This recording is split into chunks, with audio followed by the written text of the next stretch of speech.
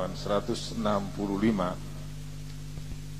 bahwa ada orang-orang yang menolak hadis dengan mempertentangkan dengan ayat-ayat Al-Quran, seperti masalah badal haji, kemudian termasuk juga dalam menentukan halal dan haram, bahwa mereka menolak pengharaman yang dijelaskan di dalam Al-Hadis selain apa yang ditetapkan dalam Al-Quran yang 4 itu. Tentang makanan. Dengan pemahaman secara zahir, yaitu innama harrama alaikum, bahwa innama itu ada qasar, ada tuhasrin. Kemudian yang ingin Anda tanyakan, memang ada di dalam terminologi ilmu hadis satu kaidah yang menyatakan bahwa hadis ini sahih dalam sanad tetapi dhaif dalam matan karena bertentangan dengan Al-Quran. Jadi apakah kaidah itu ada? Sahih fis sanad wa dha'fun fil matan.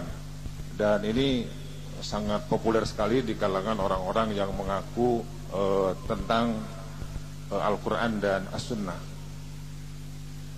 Kemudian yang kedua, kalau membaca hadis-hadis setelah dijelaskan tentang sanad dan mukharrijul hadis, suka ada di situ kalimat fihi nazarun.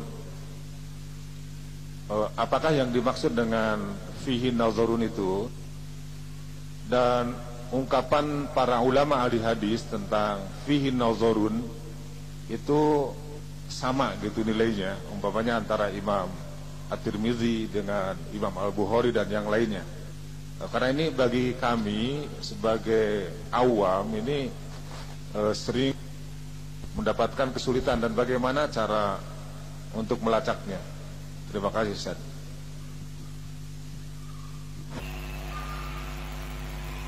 Ya, yang pertama, istilah sahih sanad dhaif matan. Saya dengar ini sejak saya kecil.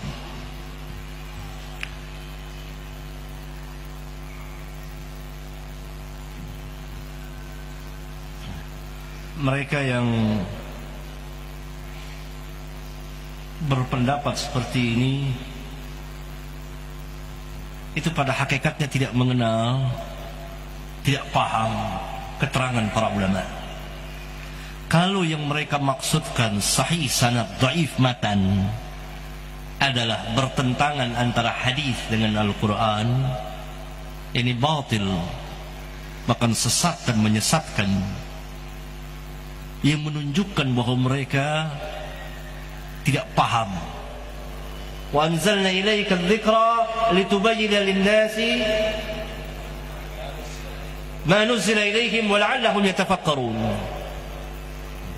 Kami turunkan kepadamu Al-Quran litubayyina lin-nas, supaya engkau jelaskan kepada manusia ma nuzila ilaihim, apa yang Allah turunkan kepada mereka.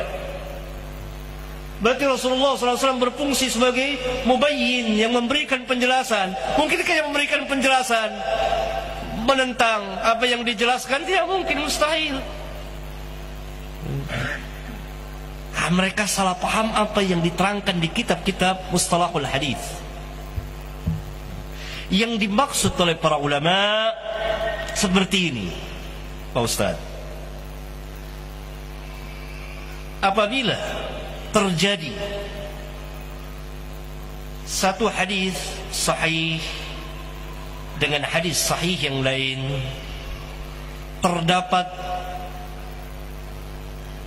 pertentangan,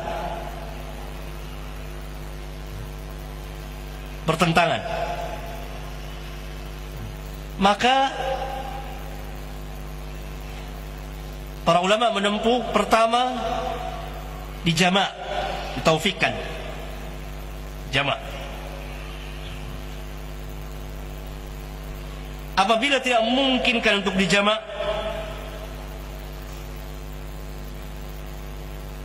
maka dilihat tarikhnya, mana yang nasikh, mana yang mansukh.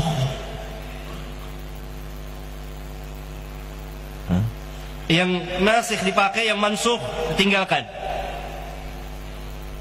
Kalau tidak memungkinkan juga, maka jalan yang ketiga adalah tarjih.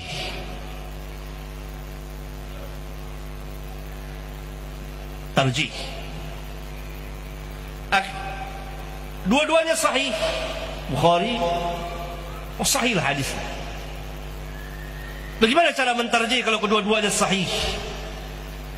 Misalnya ini riwayat Bukhari, riwayat Muslim, dua-duanya sahih. Para ulama mentarjih, dilihat salah satunya ada yang menguatkan atau tidak. Kalau yang satu sahih, yang satu hasan, maka diambil yang sahih, yang hasan ditinggalkan. Paham? Kalau tarjih terlaku. Kalau kedua-duanya sahih, satu sahih, yang kedua sahih, yang satu riwayat Bukhari sahih, yang satu riwayat Imam Muslim sahih, terjadi pertentangan yang tidak mungkin dijamak misalnya, dan tidak bisa dicari nasikh wal mansukhnya, maka ditarjih. Cara mentarjihnya bagaimana? Para ulama menempuh cara, adakah syawahid yang membantu salah satu dari dua hadis ini. Misalnya satu riwayat Bukhari sahih,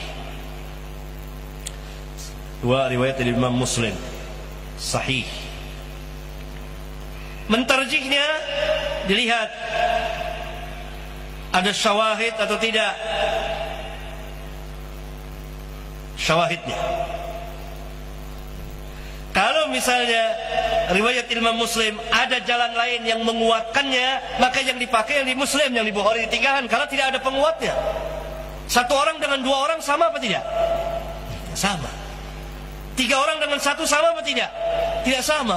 Kalau kita mengatakan 3-1 sama, 1-3 sama, maka kita sama dengan Nasara.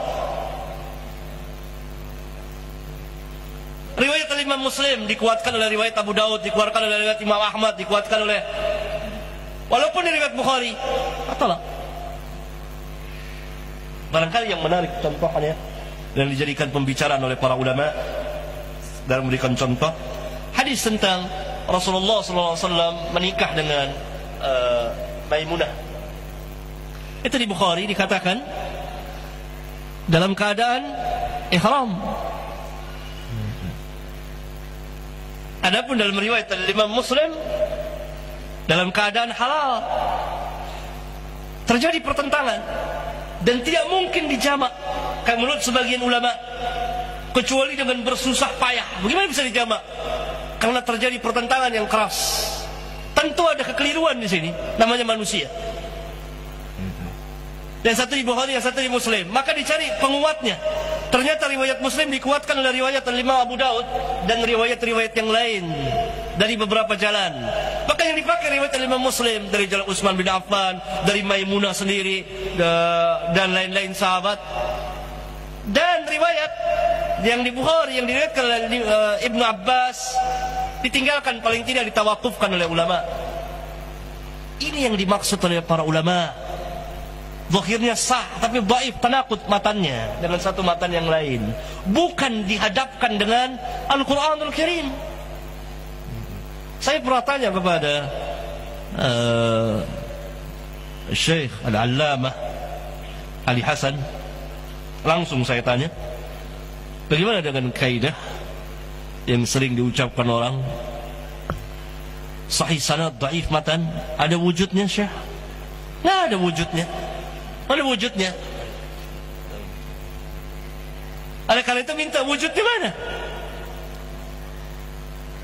Yang dimaksud oleh ulama, apabila terjadi pertentangan di antara dua riwayat tadi, dijamak atau dicari nasikh mansukh atau ditarjih, paling tidak ditawakufkan. Itu yang dimaksud.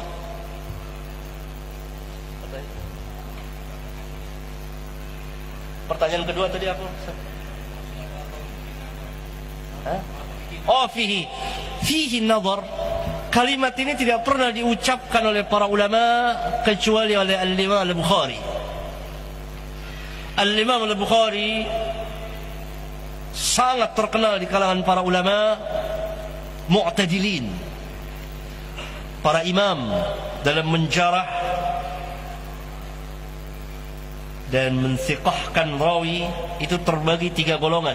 Mutasyaddidin, yang keras seperti Yahya bin Sa'id Al-Qattan, Yahya bin Ma'in, Abu Hatim dan ashabnya dan lain-lain. Kalau orang-orang yang keras ini dalam menjarah rawi, mensiqahkan seorang rawi, pegang itu, pegang kuat-kuat. Kalau Yahya bin Ma'in mengatakan siqatun dan dia mutasyaddidin, atau Abu Hatim jarang sekali mengatakan siqatun. Kalau dia mengatakan siqatun, pegang, karena masuk ke dalam mutasyaddidin. Ada yang mu'tadilin seperti Al-Imam Ahmad bin Hanbal, Al-Imam Al-Bukhari, Al-Imam Muslim dan lain-lain. Dan Al-Imam Al-Bukhari terkenal kalimatnya sangat-sangat halus sekali, sehingga kalau dia mengatakan, dia lihat jarah Imam Bukhari di kitab Tarikh Kabir dan di kitab yang dinukil oleh para ulama, dia katakan fihi nazar, yang artinya kalau kita terjemahkan padanya, yakni pada rawi ini perlu penelitian kembali secara letterlock, fihi nazar, tetapi maknanya dalam. Rawi ini bisa dhaif, sangat lemah, karena dia punya kata-kata yang sangat halus sekali, Imam Al-Bukhari.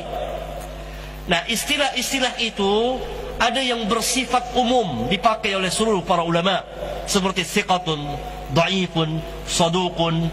Ada yang para ulama masing-masing imam mempunyai istilah-istilah tersendiri. Maka istilah yang Ustaz tanyakan fihi nazar itu istilah yang biasa dipakai oleh Imam Al-Bukhari. Maka kita harus mengetahui apabila Imam Bukhari mengatakan fihi nazar, apa maknanya? Begitu. Assalamualaikum warahmatullahi wabarakatuh.